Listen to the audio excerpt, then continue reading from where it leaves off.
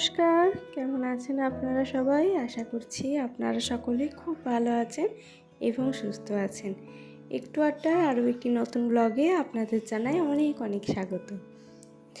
বিশ্বাস করুন, একটা দিন বাড়ি গেছিলাম, যে কী ভুল করেছি সেটা আজকে বাড়ি এসে টের পাচ্ছি। যদিও প্রত্যেকবারই যতবারই বাড়ি যায় ততবারই এই ভুলটা টের পাই, কিন্তু তাই বলে তো বাড়ি যাওয়া ছাড়তে পারি না। মানে কি বলবো, যে বাড়ি এসে এই যে ঘরের যা হাল হয়ে থাকে পরিষ্কার করতেই আমার প্রায় 1 ঘন্টা সময় লেগে যায়। বিছানা, জামা কাপড়, জিনিসপত্র যেখানে সেখানে মানে যত্রতত্র ফেলে রাখে। মানে মাঝে মাঝে এতটাই রাগ ধরে যায় যে কী বলবো, রেগে ভাবি আর কখনো বাড়ি যাব না, কিন্তু সেটাও তো আর সম্ভব হয় না। তাই এসেই আগে রাগটাগ ঝেড়ে ফেলে দিয়ে আগে কাজে লেগে পড়েছি। তাই বিছানাপত্র আগে সব কিছু নামিয়ে নিয়েছি, যে এই বিছানার চাদরে আর শোয়া যাবে না। তাই নতুন একটা বিছানার চাদরও পেতে নিচ্ছি, আর বালিশের কভারগুলোও সব চেঞ্জ করে নেব। একে তো গতকাল রাত্রে বেশ ঝড় বৃষ্টি হয়েছিল, তো এই বিছানাপত্র একদম বাড়িতে কিচকিচ করছে। মনে হয় ঠিকঠাকভাবে জানলাটাও সময়ে বন্ধ করেনি। তাই কি করব, সব কিছুই কিন্তু চেঞ্জ করে নিচ্ছি। আর মাঝে মাঝে তো চেঞ্জ করা ভালো, যদিও আমি সপ্তাহে একবার করে চেঞ্জ করেই নিই। যাই হোক, এই সপ্তাহে নয় আজই চেঞ্জ করে নিলাম। তো এই সবথেকে বিরক্তিকর কাজ হচ্ছে মাথার বালিশের কভার তো চেঞ্জ করাটা সেরকম কোনো চাপের বিষয় নয়, কিন্তু এই কোল বালিশের কভার চেঞ্জ করতে কিন্তু প্রচণ্ড বিরক্ত লাগে।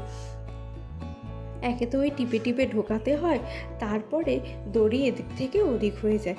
এ যে এত বিরক্তির কাজ যে আমি কি বলবো।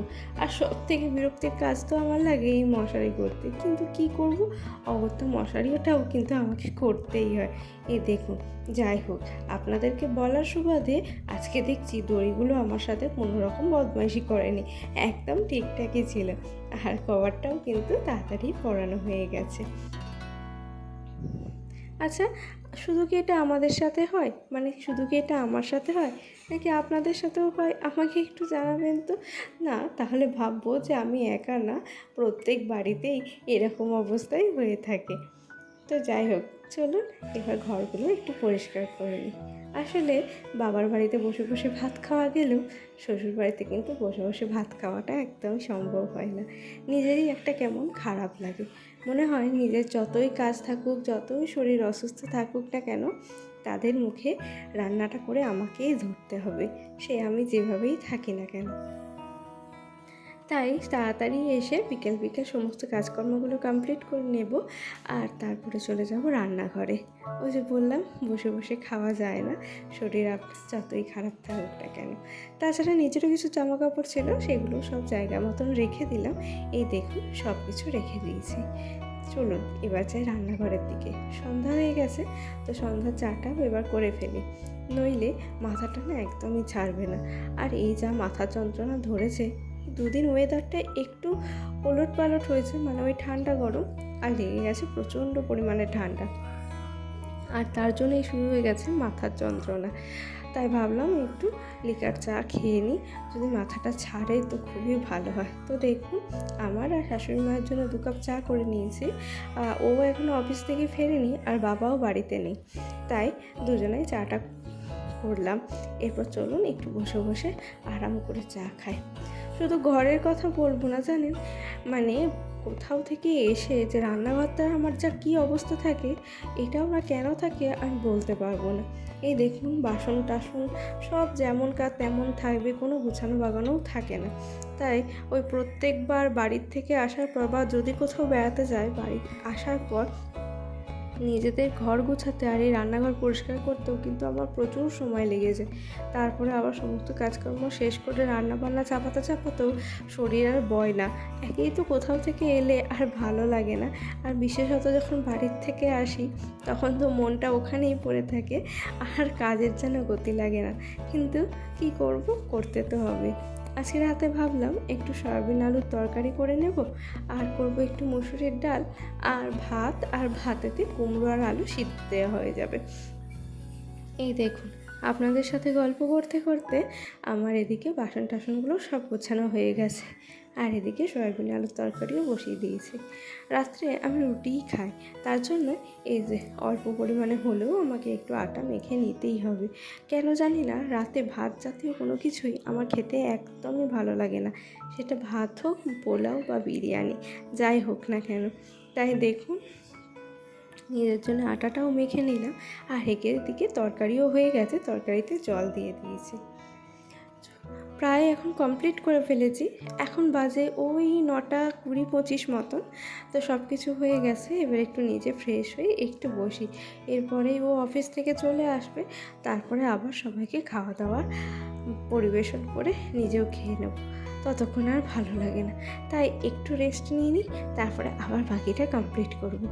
দেখুন আজকে কি রান্না হয়েছে, এই দেখুন একদম ধোঁয়া ওঠা গরম গরম ভাত, আর ভাতে আছে কুমড়ো আর আলু সিদ্ধ, এই যে মুসুরির ডাল, আর এদিকে তো দেখতেই পেয়েছেন করেছি সয়াবিন আলুর তরকারি। জানেন, মাঝে মাঝে ভাবি প্রচণ্ড রাগ করে থাকবো, তাই একদম মুখ চোখ ফুলিয়েই রাখি, কিন্তু একটা সময় পর আবার রাগটা কিভাবে কমে যায়। দেখুন হঠাৎ করে আজকে গোলাপ ফুল নিয়ে এসে হাজির, কেননা একটু রাগ করেছিলাম, কারণ আমি বাড়ি যাওয়ার পর থেকে ও আমাকে একবারও ফোন করেনি, তার জন্য রাগ করেছিলাম। তাই দেখুন হঠাৎ করে ফুল নিয়ে চলে এসেছে, কারণ দেখছে রাগটা না ভাঙালে তাহলে হয়তো ঘরে একটা বিশ্বযুদ্ধই লেগে যাবে। হঠাৎ করে জানেন, আমার স্ট্যান্ডের মাঝের যে পায়াটা আছে সেটা না খুলে গেছিলো, তাই আগে এসে হাত পাটা ধুয়েই আগে এই পায়াটা আমাকে ঠিক করে দিল, কারণ এটা ছাড়া তো আমি ভিডিও করতে পারি না, তাই ওটাও লাগিয়ে দিল। আর এরপরে চলুন, এখন এই 10টা মতন বাজে, তো এদিকে ভাত বাড়তে শুরু করে দিয়েছি, ওকে আগে দিয়ে দেব, বাবা আর মা টিভি দেখছে, তো ওনারা আরেকটু পরে এসে খেয়ে নেবেন, আর ওকে দেওয়ার পরে আমি রুটিটা করে নেব। দেখেছেন কীভাবে কাঁচা লঙ্কা মাখছে, আমি না এটা একদমই পারি না। তবে জানেন, বাবার বাড়িতেও এই আলু সেদ্ধ মাখাটা কিন্তু আমার বাবাই করতেন, আর এখানে এসেও তাই ওকেই বলেছি তুমিই আলু সেদ্ধটা মাখো, ওটাতে খেতে আরও টেস্ট হয়। তারপর থেকে বেচারা এই ভালো একটু সুনামের জন্য কিন্তু নিজেই মেখে নেয়। আসলে অনেক কাজ আমাদের অনেক রকমভাবেই করতে হয়, বিশেষ করে এসব বাড়ির পুরুষ মানুষদেরকে দিয়ে কাজ সচরাচর কিন্তু করানো যায় না, তাই অনেক টেকনিকই অবলম্বন করতে হয় ওদেরকে দিয়ে একটু কাজ করানোর জন্য। মাঝে মাঝে একটু হেল্প করে দিলে তো নিজেরও একটু সুবিধা হয়, বলুন তাই না? তো এদিকে আমি রুটিটাও করে নিচ্ছি, তা করতে করতেই বাবা মা এসে যাবে, আর ওর তো খাওয়া হয়ে গেল, আমরা 3জন এরপর পরে বসে খেয়ে নেবো। ওই যে বললাম সবচেয়ে বিরক্তিকর কাজ হচ্ছে এই মশারি করা, কিন্তু কি করব, এত মশা যে মশারি ছাড়া শুতেই পারি না। আর মশা থাকুক বা না থাকুক, এই মশারিতে শোয়াটা একটা অভ্যাস হয়ে গেছে। যাই হোক, মশারিটা করে ফেলেছি, আর এই ফুলগুলো তো একটা সুন্দর করে রেখে দিতে হবে, তাই ভালো একটু জলে রেখে দিই। তো চলো, আজকের মতন ব্লগটা এখানে শেষ করছি। সবাই ভালো থাকবেন, সুস্থ থাকবেন, আর আমার ব্লগটা কেমন লাগছে অবশ্যই কমেন্ট করে জানাবেন।